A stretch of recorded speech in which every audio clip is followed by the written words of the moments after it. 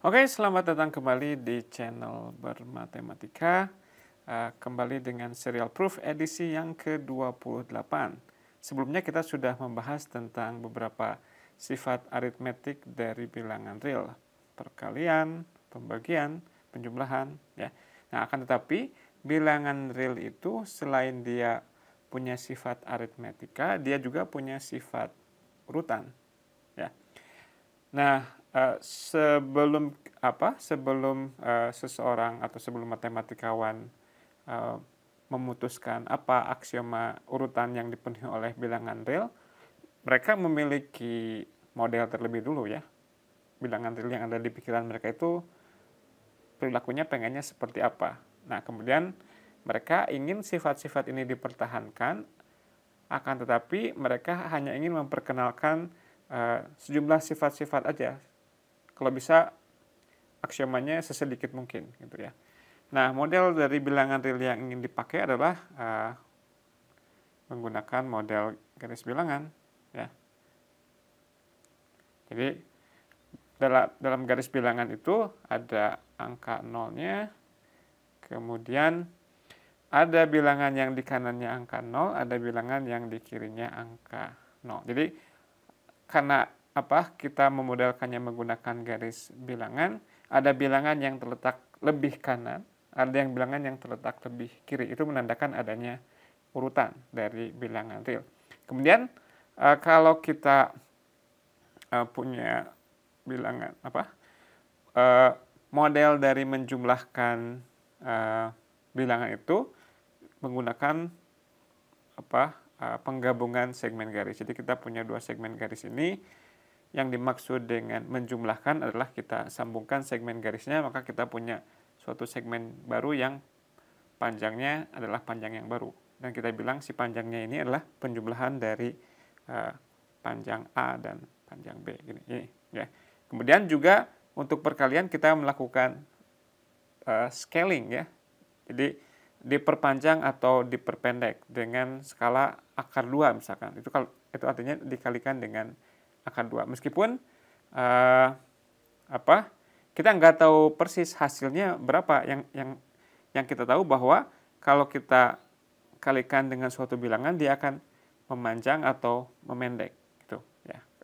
Oke, itu model dari sifat-sifat bilangan real yang ingin kita punyai. Jadi khususnya di dalam bilangan real itu ada bilangan-bilangan yang terletak di sebelah kanannya 0, yang sifatnya seperti yang disebutkan tadi. Kalau dijumlahkan dia tetap berada di sebelah kanan, kalau dikalikan dia tetap berada di sebelah kanan. Nah, kita modelkan dengan menggunakan aksioma ya. Jadi kita akan menerima aksioma berikut bahwa terdapat himpunan bagian P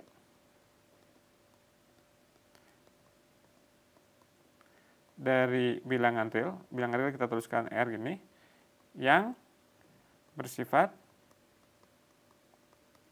yang pertama adalah kalau kita punya A dan B di P, P-nya ini aja juga lah, maka kalau kita jumlahkan dia ada di P juga. Ini karena tadi modelnya adalah garis bilangan tadi, dan itu kita lihat seperti itu. Kalau kita punya segmen garis dijumlahkan, ya dia tetap segmen garis, panjangnya tetap positif ya. Kemudian kalau kita punya A dan B di P, kita kalikan dia tetap di P ya. Yang ketiga adalah untuk setiap bilangan real tepat salah satu, jadi tepat salah satu yang berikut benar.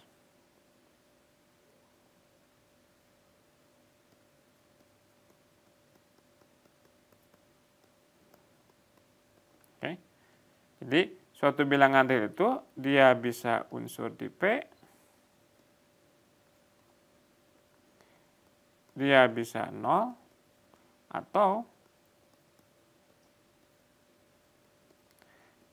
minus A-nya, inverse-nya dari A, inverse penjumlahannya dari A, dia unsur di P. Yang kalau dalam model garis bilangan tadi itu artinya si minus A itu terletak di sebelah kiri, ya, di sebelah kirinya 0. Nah, kita perlu berhenti sejenak dan mengapresiasi bahwa si aksioma ini aksioma yang dibuat dalam usaha kita untuk mengcapture, untuk memformulasikan apa yang sehari-hari kita bilang sebagai bilangan positif, ya. Kita lihat bahwa ini aksiomanya cukup minimalis, ya. Cukup minimalis dalam artian kita bisa menerima sifat-sifat ini, bahwa ada himpunan bagian P yang punya sifat seperti ini.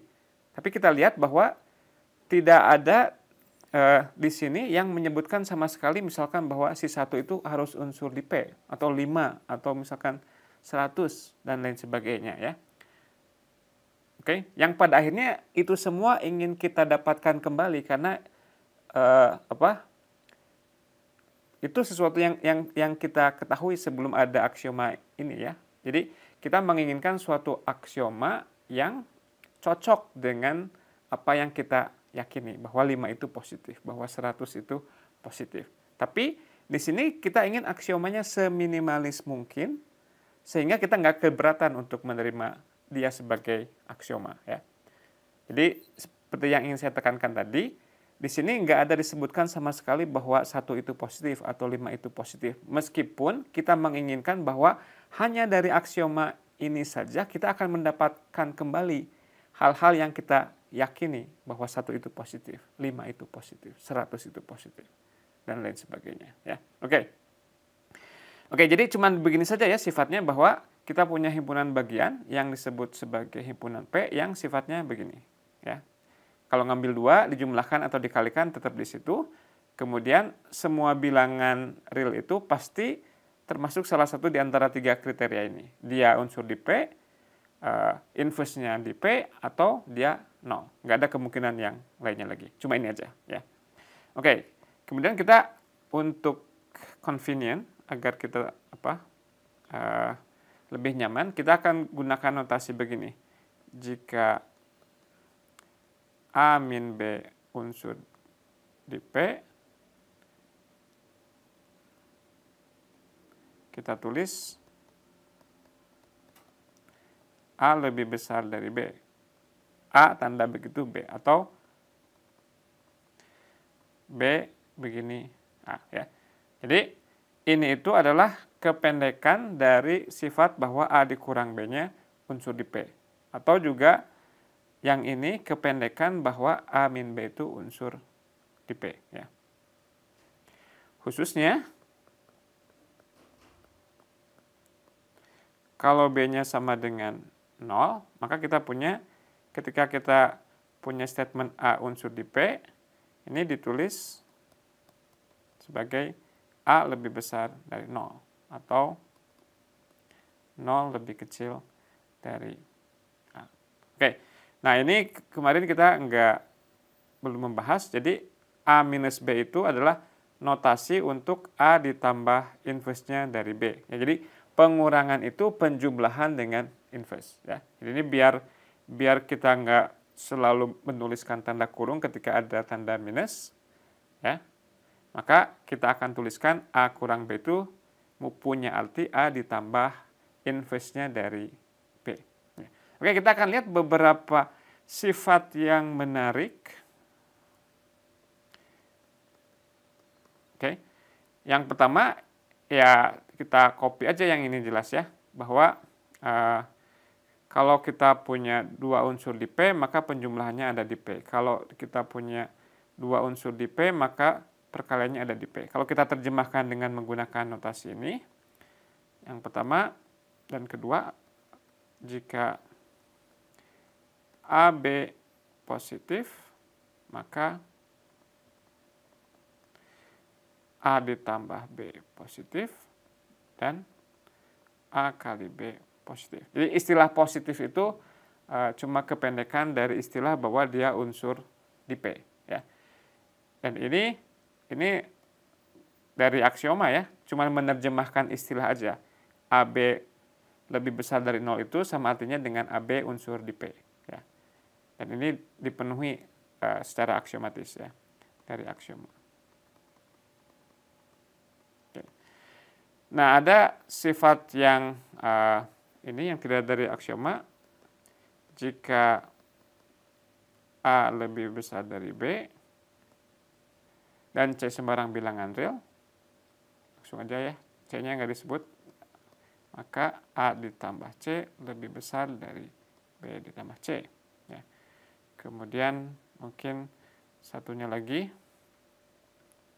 yang sering diingatkan oleh guru kita, kalau kita kalikan dengan bilangan yang negatif, maka ketersamaannya berubah tanda gitu ya. Jadi jika A lebih besar dari B, nah sekarang untuk mengcapture istilah A lebih kecil dari 0, ya, itu sama aja dengan bilang bahwa A itu minus A unsur di P. Ya. Jika A lebih besar dari B dan min C unsur di P, atau ya min C positif, inilah. Lalu sama artinya dengan bahasa kita itu C-nya negatif ya. Nanti mungkin kita perlu tuliskan juga istilah di sini, tulis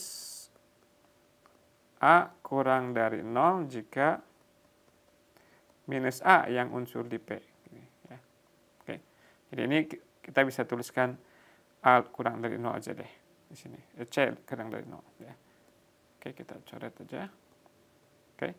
Nah, menurut yang kita pelajari di sekolah, kalau si A dan B ini masing-masing kita kalikan C, maka apa? Maka AC lebih kecil dari BC. Oke? Oke. Kita buktikan. Yang pertama tadi nggak perlu bukti, dia translasi langsung dari aksioma bilangan positif. Yang kedua, kita punya ini. Oke, kita buktikan. Karena satu ya. Dua. Karena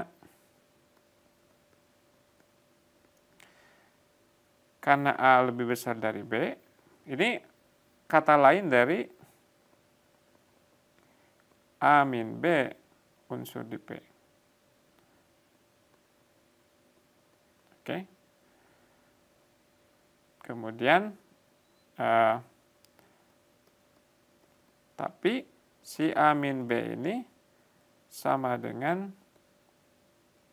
A ditambah C dikurang B tambah C.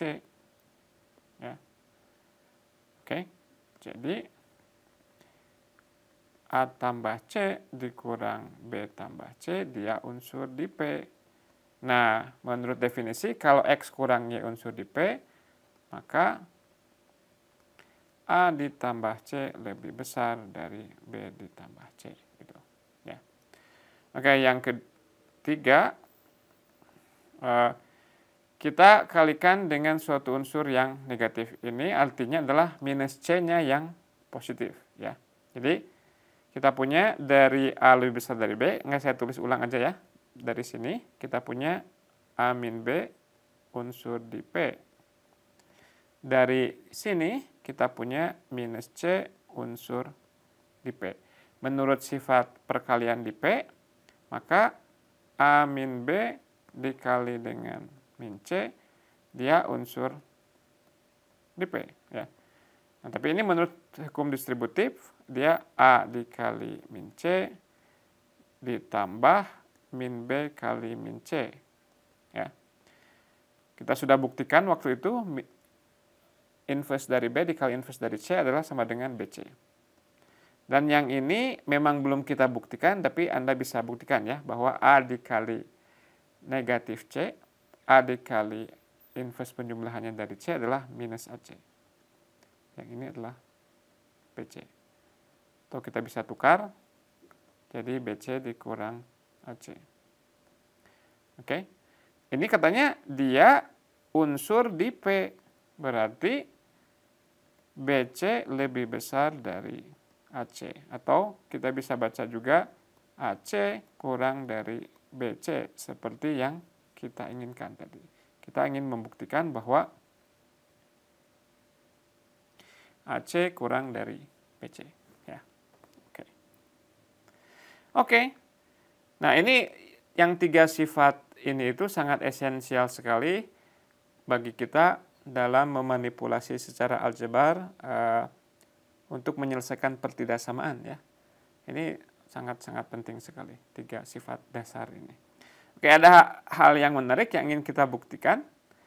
Seperti yang saya tadi bilang ya, bahwa di dalam aksiomanya sama sekali nggak menyebutkan siapa aja yang merupakan unsur di P ya. Tapi dari pengalaman kita sehari-hari, kita pengennya si 1, 2, 3 dan selanjutnya itu unsur di P ya. Bisa nggak kita buktikan hanya dengan aksioma yang diberikan, yang minimal saja aksioma yang 3 tadi ya. Kita ingin mendapatkan apa yang sudah kita yakini sebelum ada aksioma ini, kita ingin mendapatkannya kembali dari si aksioma ya. Oke. Jadi gimana? Pertama akan kita buktikan bahwa jika A tidak 0, maka A kuadrat ya, A kali A positif ya, A kali A unsur di P. Oke, kita buktikan. Menurut sifat yang ketiga, sifat trikotomi, kalau A tidak 0, cuma ada 2 kemungkinan. A-nya unsur di P atau minus A-nya unsur di P. Jadi kita punya kasus A unsur di P. Nah, karena A unsur di P, berarti kalau A dikalikan dengan dirinya sendiri, menurut aksioma, unsur di P dikalikan dengan unsur di P, dia tetap unsur di P. Ya.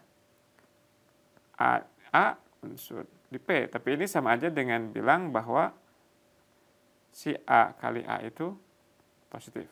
Ya. Oke. Kasus yang kedua adalah kasus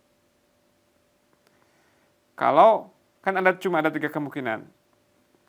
A-nya 0 atau A-nya unsur di P atau min A-nya unsur di P. Jadi kalau A-nya nggak 0, cuma 2 kemungkinan lagi. Either A-nya unsur di P atau minus A-nya unsur di P. Jadi kasus yang kedua, min A-nya unsur di P. Oke. Maka min A kali min A, karena dia dua-duanya unsur di P, dia tetap unsur di P. Nah, tapi kemarin kita membuktikan, mungkin 2 video sebelumnya, bahwa min A kali min B itu sama dengan apa? A dikali B. Jadi ini sama dengan A dikali A. Berarti, jadi A dikali A unsur di P, A dikali A juga positif ketika kasus min A-nya unsur di P. Ya. Nah, konsekuensinya, akhirnya kita membuktikan suatu pernyataan yang sangat trivial mungkin bagi kita, bahwa 1 lebih besar dari 0. Ya. Buktinya gimana? Buktinya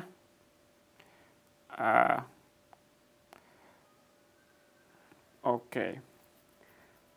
Taunya kita bahwa 1 nggak 0 dari mana? Itu harusnya saya katakan di awal ya, bahwa secara spesifik kita harus perlu bilang di aksioma aritmetika bahwa identitas penjumlahan dan identitas perkalian itu merupakan 2 unsur yang berbeda ya. Oke. Jadi 1 tidak sama dengan 0 ya, menurut aksioma yang kebetulan saya lupa untuk mencantumkannya. Oke. Maka menurut sifat tadi, setiap A yang nggak 0, A dikali A-nya positif. Akibatnya 1 kali 1 positif. Tapi 1 kali 1 itu adalah 1. Jadi 1 positif.